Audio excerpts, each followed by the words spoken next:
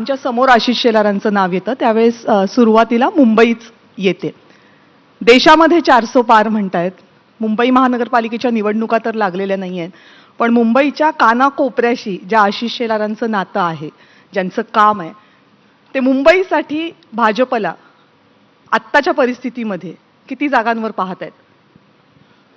आता मी काही आकडा म्हटल्यावर स्वाभाविक आहे, मी भाजपचा अध्यक्ष आहे, मी महायुतीचा एक प्रमुख कार्यकर्ता चेहरा आहे, तर मी हे बोलणारच असं आपल्या सहित सगळ्यांना, आपल्या प्रेक्षकांना वाटेल.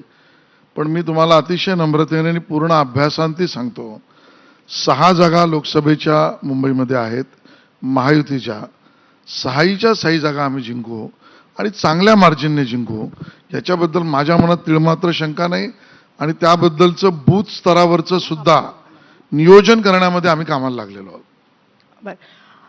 45+ असं भाजपच्या सगळ्या नेत्यांकडनं सांगितलं जातं. अर्थात ते फक्त भाजपचा आकडा नाहीये, तुमच्यासोबत महायुतीमध्ये जितके पक्ष आहेत त्या सगळ्यांचा मिळून हा आकडा आहे.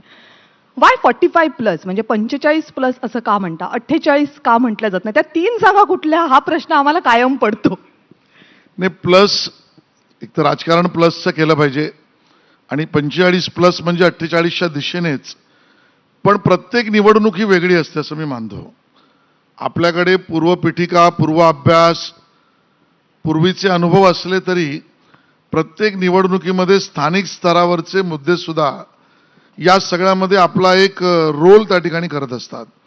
आणि त्यामुळे आज ज्यावेळेला आम्ही 45+ म्हणतोय, त्यावेळेला आमच्या असलेल्या बलस्थानावर, आमच्या असलेल्या संघटन कौशल्यावर, आमच्या नेतृत्वाने स्थानिक स्तरावर केलेल्या कामावर आणि सगळ्यात महत्त्वाचं म्हणजे माननीय देवेंद्रजी, एकनाथजी, अजितदादा पवार यांच्या सरकारने केलेल्या आणि कार्यान्वित केलेल्या योजनेवर आणि माननीय मोदीजींनी देशभरामध्ये एक जो विश्वास संपादन केला आहे, त्या सगळ्यावर आम्ही 45+ म्हणतो आहोत.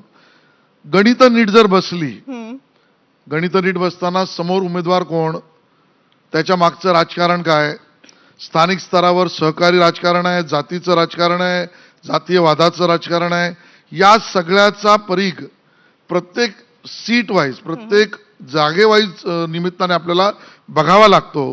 तो जर नीट बसला तर 48 सुद्धा. ही निवडणूक भाजपसाठी गेल्या 25